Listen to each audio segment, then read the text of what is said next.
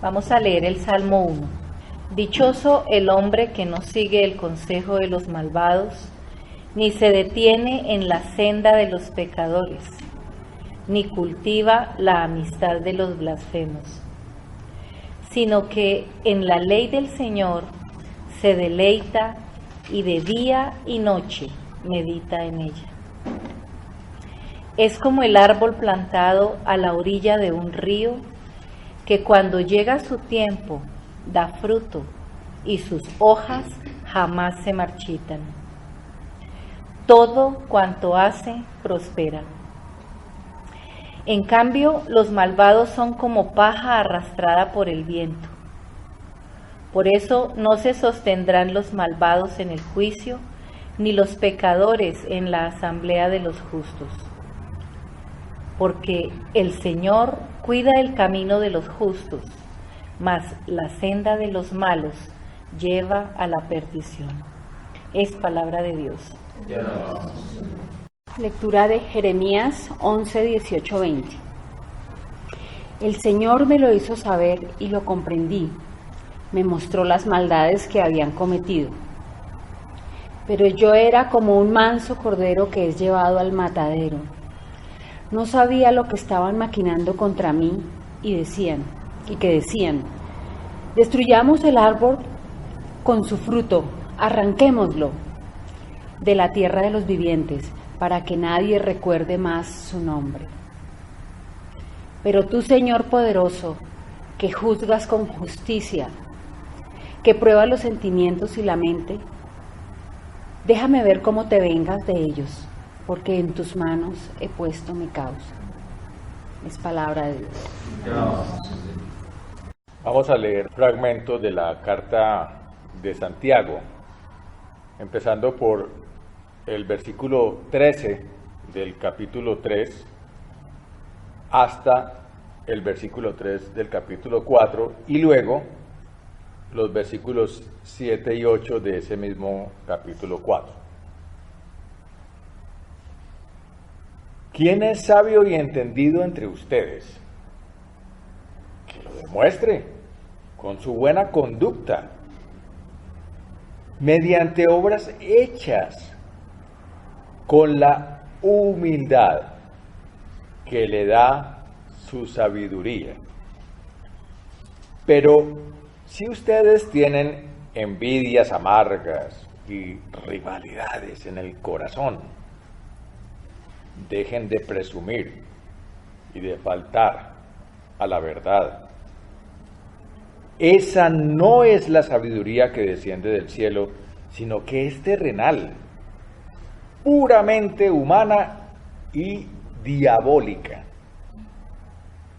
Porque donde hay envidias y rivalidades, también hay confusión y toda clase de acciones malvadas.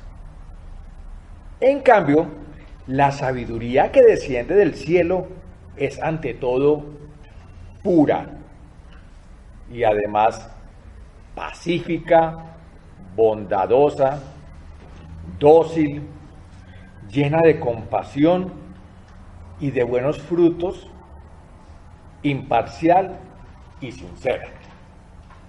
En fin, el fruto de la justicia se siembra en paz para los que hacen la paz. ¿De dónde surgen las guerras y los conflictos entre ustedes?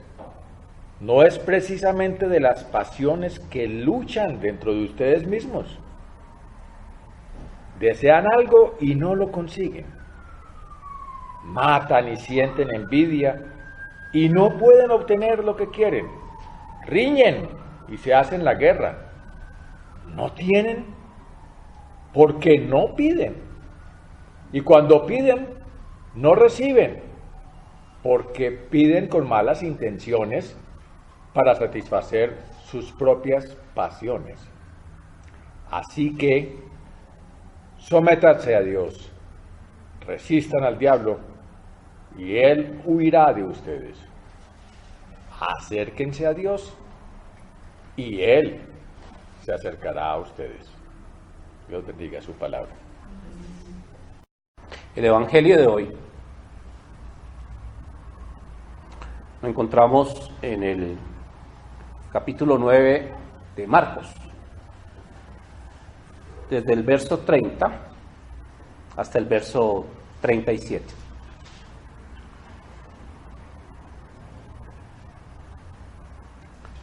Dejaron aquel lugar y pasaron por Galilea.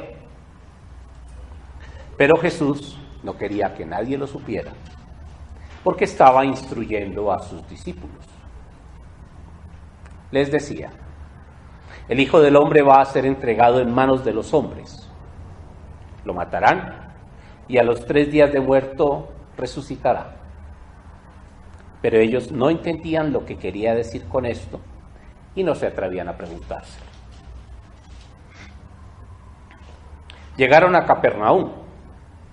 Cuando ya estaba en casa, Jesús les preguntó: ¿qué venían discutiendo en el camino?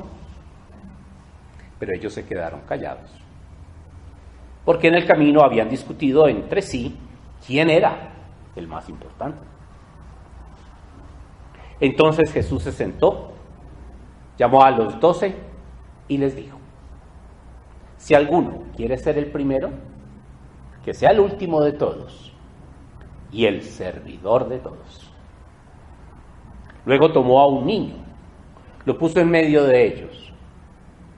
Abrazándolo, les dijo: el que recibe en mi nombre a uno de estos niños, me recibe a mí. Y el que me recibe a mí, no me recibe a mí, sino al que me envió. Esta es palabra de Dios.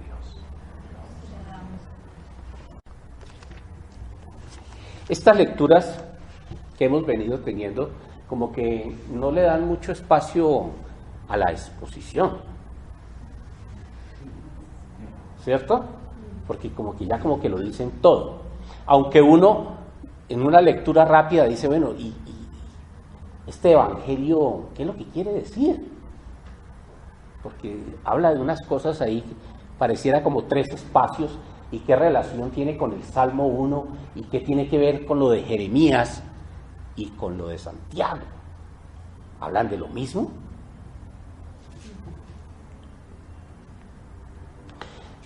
Cuando veo estas lecturas me asalta siempre una pregunta: ¿quiénes son los malvados?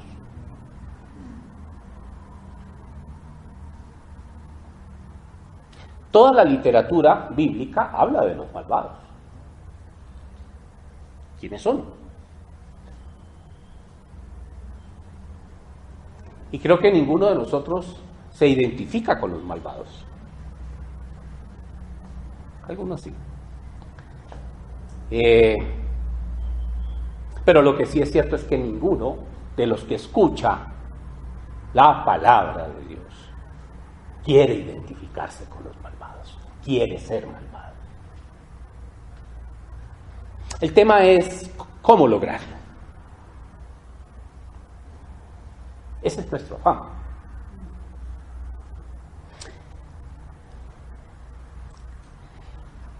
La vez pasada, que me correspondió exponer, hablamos sobre que bajo una teoría que se llama la teoría de la elección, el ser humano tiene 5 necesidades básicas. Recogen todas las necesidades ahí. La necesidad de supervivencia, la necesidad de poder y de reconocimiento, la necesidad de amor y pertenencia, la necesidad de libertad y la necesidad de diversión. Son 5 necesidades básicas en donde se recogen casi la totalidad de las necesidades del ser humano, y que el cerebro se encarga de trabajar para tratar de satisfacer esas necesidades. Y de alguna manera, a partir del momento en el cual nacemos a esta vida, primero nuestros padres, y luego en la medida en que vamos creciendo, cada uno de nosotros empieza la carrera por aprender a satisfacer esas necesidades. Cuando somos bebés, nuestros padres, la necesidad de supervivencia, nos alimentan, nos cuidan, la de diversión, la de libertad, la de amor y pertenencia. O sea, arranca esa dinámica en donde empezamos a aprender y a tratar de cumplir esas necesidades básicas. En la medida en que vamos creciendo, por un lado los padres, por otro lado los profesores y posteriormente nosotros trabajamos en esa dirección todo el tiempo. Lo cierto es que se vuelve toda una carrera y eso implica necesariamente la búsqueda de conocimiento y de sabiduría para aprender cómo satisfacer esas necesidades. Vamos al colegio, vamos a las universidades, vamos a seminarios, a aprender a satisfacer esas necesidades. Sin embargo,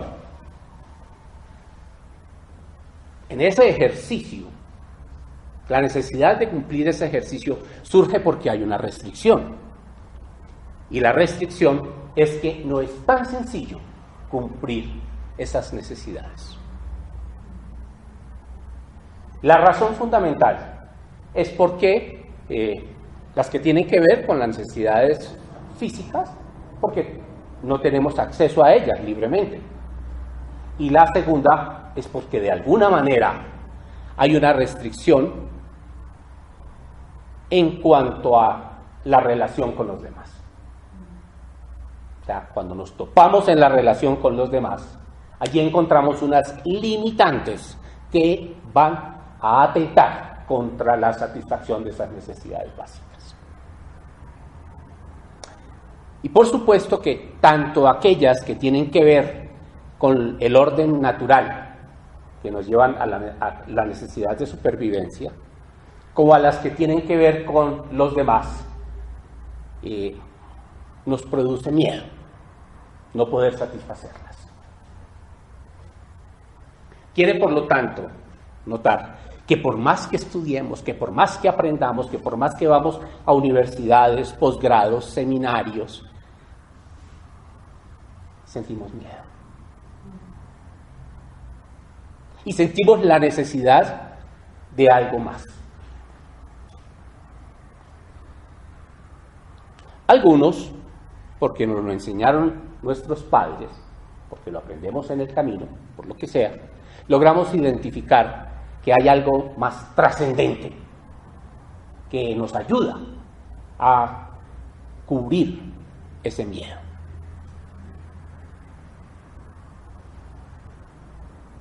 Por lo general le llamamos Dios. Otros le llaman suerte, destino, energías, horóscopo. Bueno, los que desarrollamos una fe en este Dios de la Biblia, nos embarcamos entonces en la tarea de adquirir este conocimiento que nos permita la sabiduría para poder complementar aquellos elementos que por sí solos no podemos lograr y nos permita entonces cumplir o lograr satisfacer nuestras necesidades básicas. Por eso buscamos a Dios. Por eso, como dice la carta de Santiago hoy, nos invita: acérquense a Dios y Él se acercará a ustedes. Nuestro gran problema es lo que en general podríamos decir, aquello que nos impide lograr nuestras necesidades básicas, es lo que llamamos el mundo. Y es lo que en el texto bíblico, a lo largo de toda la Biblia y especialmente en el Evangelio, se llama el mundo. La pregunta es: ¿y qué es el mundo? Así como nos preguntamos quiénes son los malvados, también nos preguntamos, yo no sé si ustedes lo han hecho, yo sí me lo pregunto, ¿qué es el mundo? ¿Qué es vivir en el mundo? ¿Cómo es el mundo? ¿Por qué el mundo es una palabra que bíblicamente es vista con cuidado, con alerta, y nos invita inclusive a rechazarlo? Podemos decir que el mundo es todo aquello que nos representa, por ejemplo, el egoísmo, la ambición, la envidia, el orgullo, la mentira, la crueldad, la agresividad, el desorden. Todas esas cosas, si nos ponemos a observar, realmente son las cosas que atentan contra lograr satisfacer nuestras necesidades, si la miramos en un contexto global. Porque los demás, cada uno empieza a buscar satisfacer esas necesidades, pero empieza a utilizarlo aplicando estos criterios: el egoísmo, la envidia, la ambición, la crueldad, la agresividad, la mentira. Y el uso de esos elementos es lo que impide que yo pueda alcanzar la satisfacción de mis necesidades. Y allí logramos entonces identificar la sabiduría de la Escritura. Pero sí me parece muy importante que logremos identificar, precisar qué es el mundo. Porque de esa manera podemos saber concretamente contra qué es que tenemos que luchar.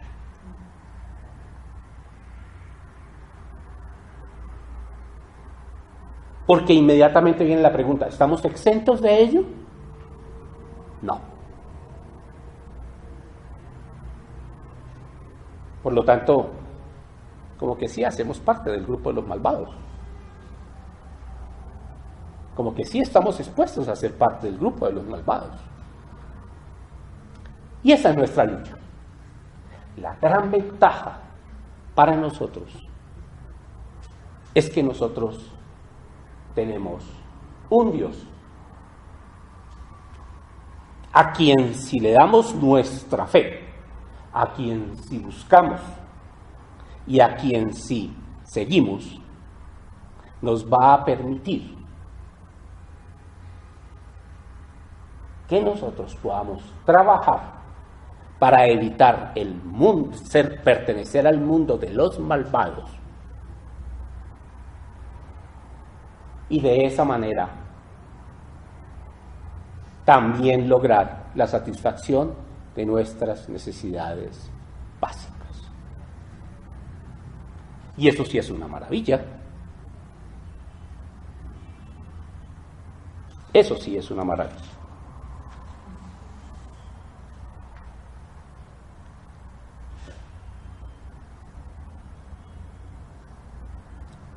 Todos los que estamos aquí,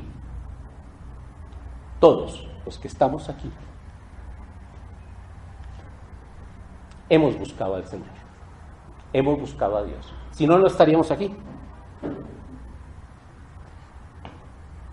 Y todos los que estamos aquí hemos recibido instrucción del Señor. Es muy interesante cuando el Evangelio que leímos hoy inicia relatando que Jesús no quería pasar por Galilea porque quería estar solo con los discípulos, ya que los estaba instruyendo. Y los estaba instruyendo acerca de qué, acerca de lo que iba a suceder. ¿Y qué era lo que iba a suceder? Bueno, su sacrificio y luego su manifestación, es decir, el cumplimiento de la misión. Y eso era algo, dice el texto, que los discípulos no entendían, porque no le preguntaban, dice. La pregunta que uno inmediatamente se hace es, ¿y por qué no le preguntaban? ¿Por qué creen ustedes que no le preguntaban? ¿Por qué creen? ¿Por temor a la respuesta? Yo me atrevo a dar una hipótesis. Yo creo que era por orgullo. A no quedar en evidencia de no saber. Si leemos lo que acaba de suceder anteriormente, observamos que ellos vienen de haber sido enviados a las poblaciones y vienen de haber predicado la buena nueva, pero también de haber sacado espíritus malignos, de haber hecho milagros en la gente que los escuchó, los discípulos. ¿Cómo creen ustedes que estaría el ego de esos discípulos? ¡Gordote! Yo he sido capaz de sacar demonios, espíritus, de hacer que sordos oigan, cojos caminen. El ego de los discípulos debía estar gordote. Entonces, decirle al Señor, oye Señor, no estoy entendiendo lo que me estás diciendo, muy probablemente era como decir, como cuando uno no pregunta en el colegio, ¿cierto? O en la universidad, para no quedar ante los demás como un ignorante. Me atrevo a decir que esa pudo haber sido. O sea, era su orgullo decir, si yo que ya tengo la capacidad de hacer esto, no puedo entender lo que está diciendo el Señor.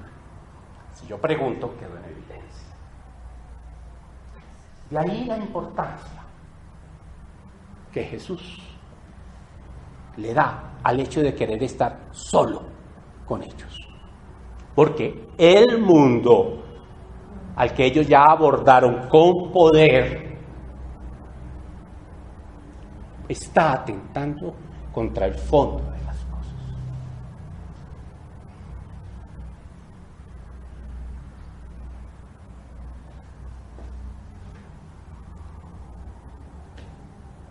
Tan claro es eso que ellos venían discutiendo quién era el más importante. Yo le comentaba camino acá, ahora que venía con doña Luz Ángela, le preguntaba ¿qué estarían discutiendo ellos en el camino? Acerca dice, ¿cuál sería el más importante? Claro, ¿qué creen ustedes que estarían diciendo en el camino? Oye, ¿tú cuántos espíritus sacaste? 3, no, yo te gané, saqué 4. Fuera de eso, dice que vieran 5 ciegos y 3 sordos. ¿Sí o no? Así estaría. Así estaría. Luego, yo soy más importante. No, soy yo.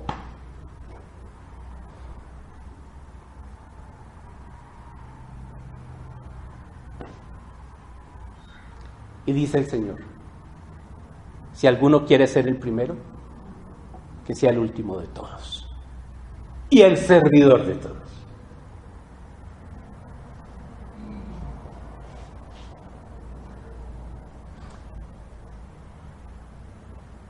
El poder es para poder, pero no para poder propio, es para los demás. Una vez más nos juega la pasada el mundo, nuestro egoísmo, nuestra ambición, nuestro orgullo. Podríamos hacer un poco la cuenta, aproximarnos a cuánto tiempo llevaban ya los discípulos con el Señor. Debían llevar ya bastante rato. O sea, de haber recibido instrucción, como la que hemos recibido nosotros.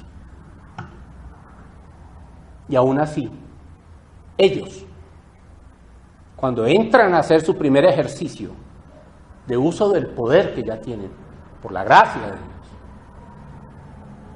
lo traducen en orgullo humano. Adquieren conocimiento, adquieren sabiduría humana.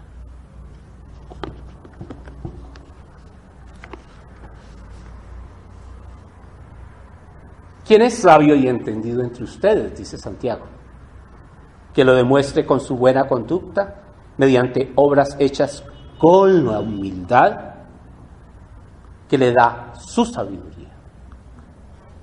Pero si ustedes tienen envidias amargas y rivalidades en el corazón, dejen de presumir y de faltar a la verdad.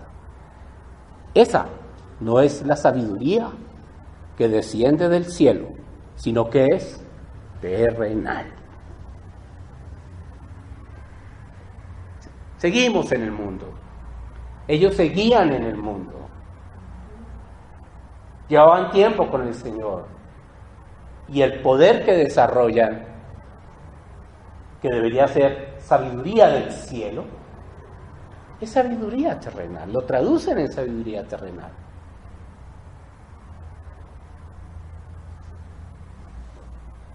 No es por ahí, les dice el Señor. No es por ahí.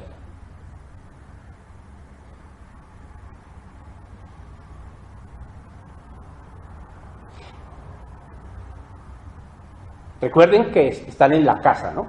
Bueno, porque dice el texto, cuando llegaron, cuando ya estaban en casa, o sea, estaban en su casa, allá en Capernaum. Dice el texto, Jesús se sentó.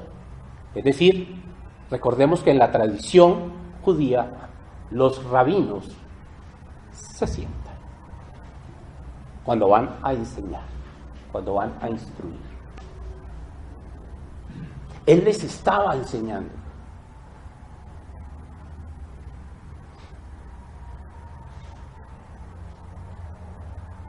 En el mundo judío, ¿cuánto valía un niño? Menos que nada. Menos que nada. Era un 0 a la izquierda dividido por 2. Le saltó el ingeniero. Sí, menos que nada. Y él dice, lo pone en medio, lo abraza, es decir, lo recibe, lo acoge. Dice, el que recibe en mi nombre a uno de estos. ¿Qué significa eso?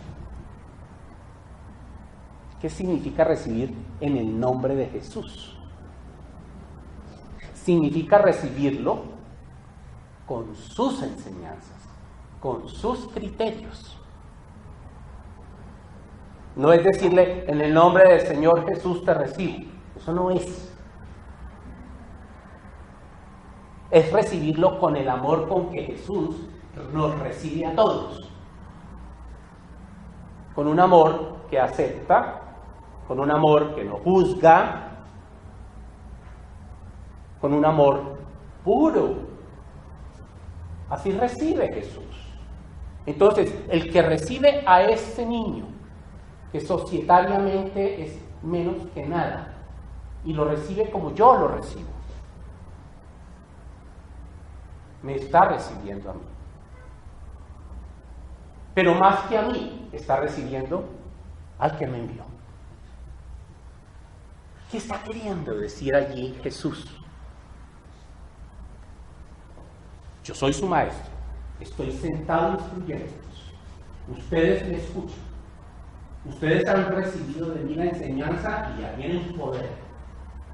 Me siento, ustedes me escuchan. Y les digo, es con humildad, es con servicio. El que más sirve, ese es el más importante. Tan es así que si ustedes hacen lo que yo les digo, no me están recibiendo a mí, me están recibiendo a quien me envió. Es el acto de mayor humildad. Él está demostrando la humildad en la práctica. Porque ¿cómo eran los maestros en la época? Los maestros. ¿Cómo son hoy en día en la práctica? Los maestros.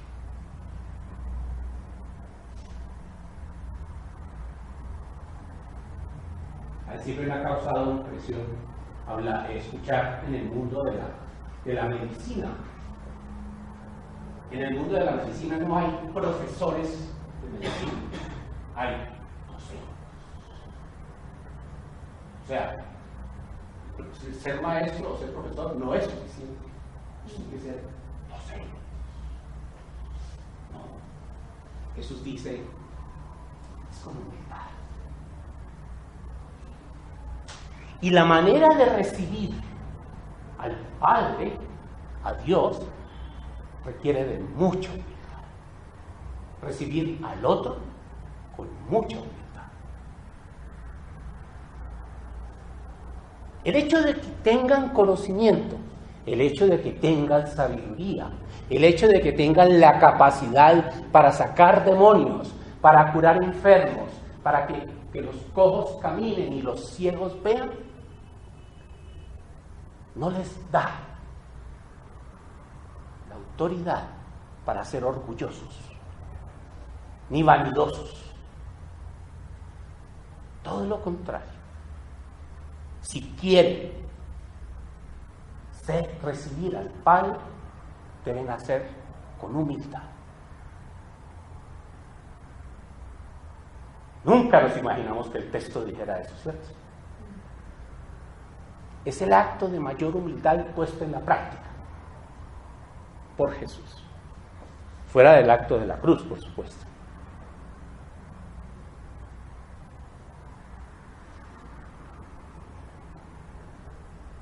Pero hay un detalle para mirar. ¿Cómo son los niños? Societariamente no valían nada, pero ¿cómo son los niños? ¿Cómo son los niños? Un psicólogo dice que los niños tienen pensamiento concreto. O sea, los niños no infieren cosas, deducen. Por eso da mucha risa cuando un niño de 5 años, 7 años, los mayores dicen, es un manipulador. Los niños no manipulan. Tienen pensamiento concreto.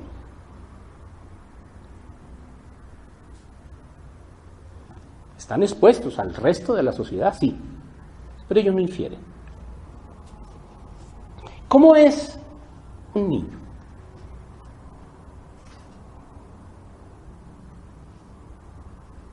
Generalmente es pacífico. Bueno, no, generalmente es pacífico. El niño es pacífico. Es bondadoso. Los niños son bondadosos. Yo sé que están pensando y ahora voy a aclarar un poquito la cosa. Ya veo aquí Andrea. Dócil. Los niños son dóciles. Son compasivos. Son imparciales.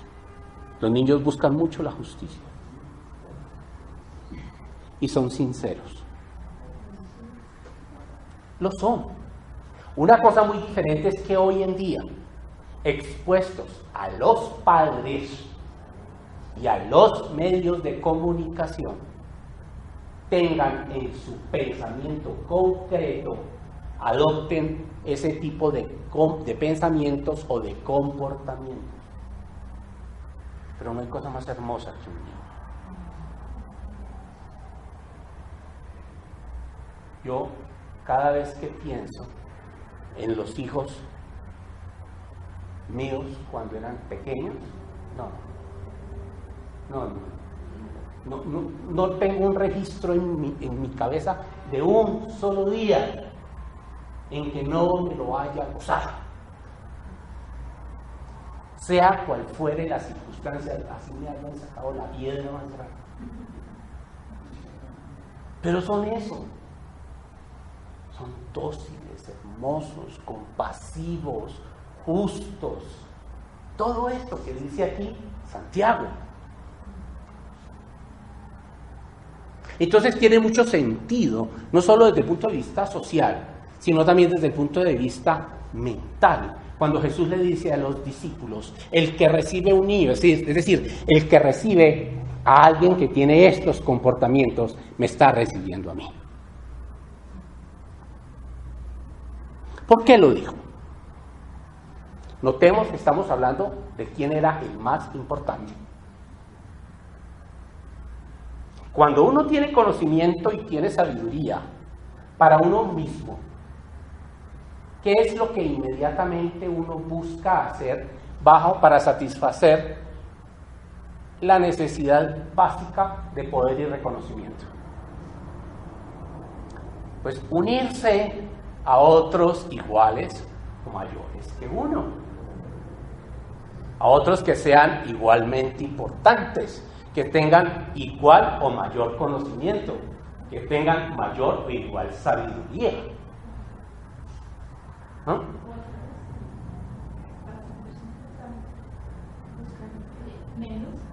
Para reconocerlo, sí, pero es que el interés mío, en mi naturaleza, yo generalmente me relaciono con mis iguales, no con los inferiores. En el colegio, ¿con quién me relaciono? ¿Con los míos o con los de arriba? Yo veo los menores allá. En la universidad, los de décimo, los de octavo, los de cuarto, ¿cómo ven a los de primero? Allá, los primeros. Cuando ustedes crezcan, entenderán para qué es la universidad. ¿Cierto? No es relacionándose con los importantes, no es relacionándose con los que tienen conocimiento y sabiduría, es relacionándose con los que tienen un corazón dócil, justo, humilde, sencillo. Porque si ustedes buscan ese tipo de personas, dice Santiago, realmente lo que están buscando es conocimiento y sabiduría humana, terrenal, y otra palabra estigmatizada, diabólica. ¿Qué nos está queriendo decir el amigo Santiago aquí? Que lo diabólico no es sobrenatural, es muy natural, es muy terrenal. Luego el diablo no está por allá, el diablo está aquí. En nuestros pensamientos, en nuestros sentimientos, en nuestros corazones, en nuestro conocimiento, en nuestra sabiduría.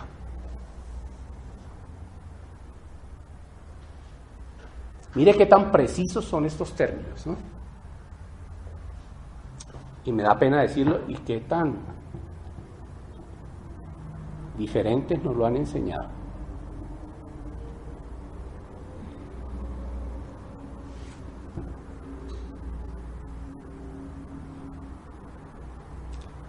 Porque Santiago va un poquito más allá y llega y dice, cuando ustedes se meten en esas sabidurías, en ese conocimiento, cuando ustedes buscan el conocimiento puramente humano y terrenal para satisfacer sus necesidades básicas,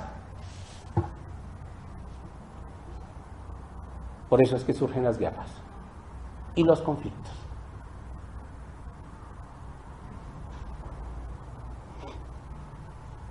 No es precisamente de las pasiones que luchan dentro de ustedes mismos, dice Santiago. Claro, todos los conflictos que tenemos, ¿de dónde surgen? De nosotros mismos.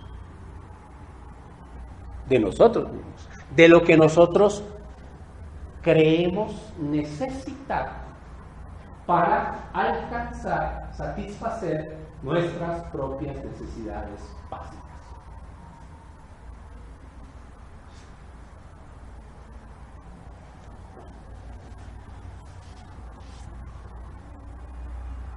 Dice, matan y sienten envidia y no pueden obtener lo que tienen. Sí, es lo más terrible. Yo me empeño en lograr una cosa y hago lo que sea. Lo que sea por lograrlo. Y lo peor de todo es que no lo logro. Y utilizo todos los argumentos que tengo a mi alcance. La mentira, la estrategia, la táctica. Algo que es de lo cual nos enorgullecemos mucho aquí, la malicia indígena.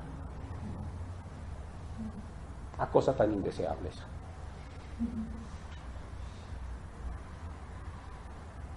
A mí eso, honestamente, nunca me ha producido mucho. me produce indignación.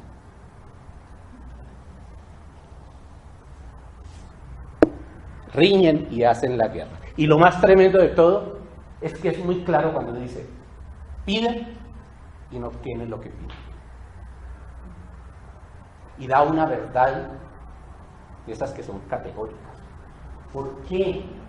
Si a uno le han dicho permanentemente, mismo Jesús dice, pide y se te dará, busca y se te abrirá.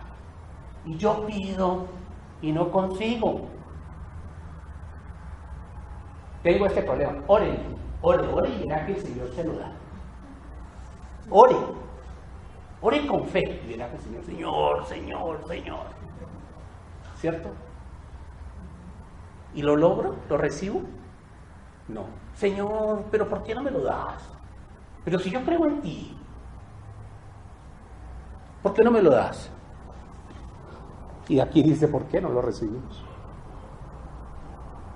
Porque pedimos con malas intenciones, para satisfacer nuestras propias pasiones.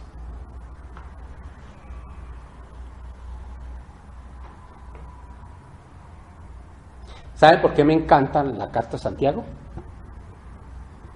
Porque la carta de Santiago, las de Pedro y la carta a los Hebreos son los tres grupos de cartas que logran recoger, que son esa bisagra entre la tradición hebrea y el cristianismo. O sea, le dan contexto a toda la escritura.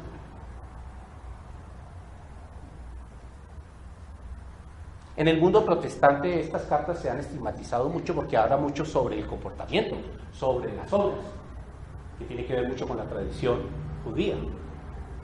Pero lo cierto es que están recogiendo toda la escritura, todo lo que podríamos llamar la voluntad de Dios.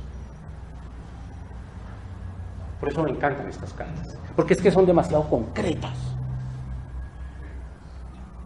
directas.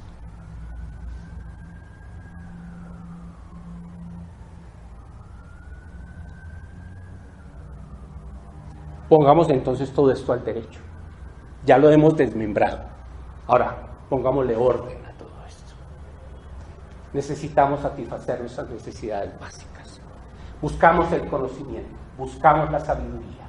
Aún así, los que nos acercamos a Dios, estamos buscando en Él que nos dé esa luz, ese conocimiento, esa sabiduría para poder abordar y dejar de pertenecer al mundo de los malvados. Pero en la medida en que vamos adquiriendo ese conocimiento, esa sabiduría, nos exponemos al orgullo. Porque yo sí sé la palabra de Dios, porque yo sí he tenido mi encuentro personal con Jesús, porque yo sí sé que dice la Escritura. Y lo que hago es utilizar esas cosas para discriminar a los demás, para no recibirlos como lo recibe Jesús, sea quien sea. Porque siempre busco relacionarme con los importantes, con los que conocen o saben igual o más que yo, y no con aquellos que no están a mi altura de conocimiento y sabiduría.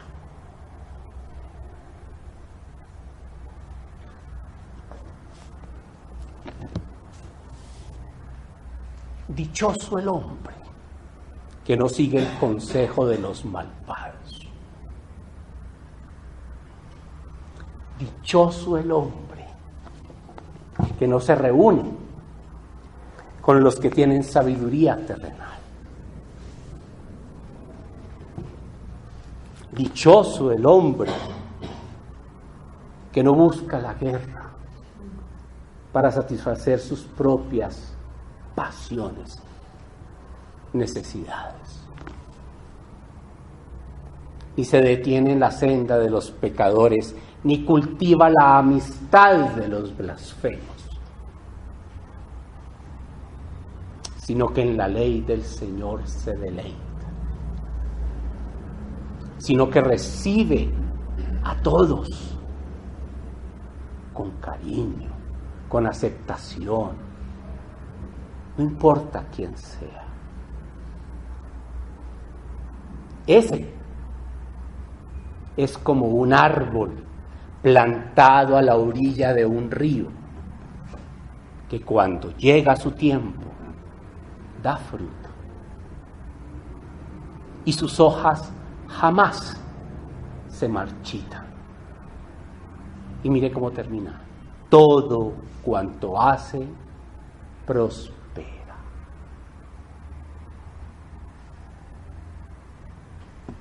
Resolvimos el problema. Lo que nos angustia, lo que nos lleva, nos impulsa a buscar conocimiento y sabiduría para cumplir con nuestras necesidades básicas, y que nos da temor hacerlo porque nos encontramos en el mundo de los malvados, nos está diciendo que para lograr eso tan solo necesitamos recibir como Jesús recibe, servir, ser humilde, y que realmente a quien está recibiendo ahí ni siquiera es a Jesús, es a Dios, es al Padre.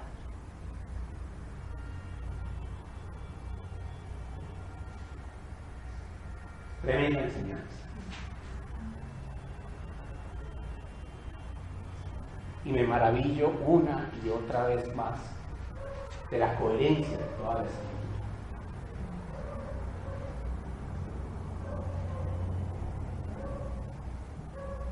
Clara, concreta.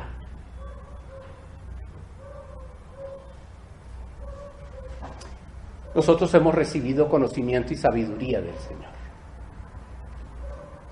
El Señor ha estado con nosotros, está permanentemente hablándonos. Está sentado en medio nuestro y nos está enseñando qué tenemos que hacer para ser el más importante.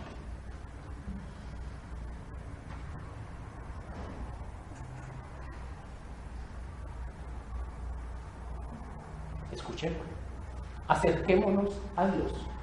Y lo más interesante es que Él se acercará a nosotros. Y seguros seremos como el árbol plantado a la orilla de un río, donde las hojas jamás se marchitan. Y todo cuanto hagamos prosperará. Oramos. Señor, gracias por tu palabra. Gracias, Señor, por la claridad de tus conceptos, por la coherencia de tu pensamiento.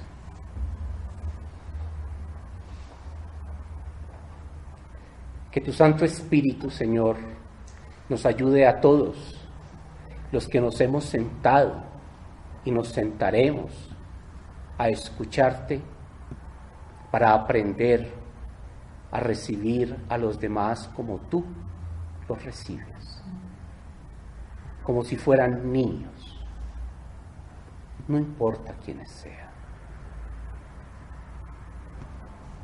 Que tu Santo Espíritu nos dé la fuerza para mantener la humildad como la que tú tuviste, con la certeza de que también nos proteges del mundo malvado, que no necesitamos vengarnos ni salir a defendernos, porque tú lo haces por nosotros. Nos entregamos a ti, Señor. Y que ojalá estas palabras no solo estén en nuestra mente, sino en nuestro corazón, desde hoy y para siempre. Amén.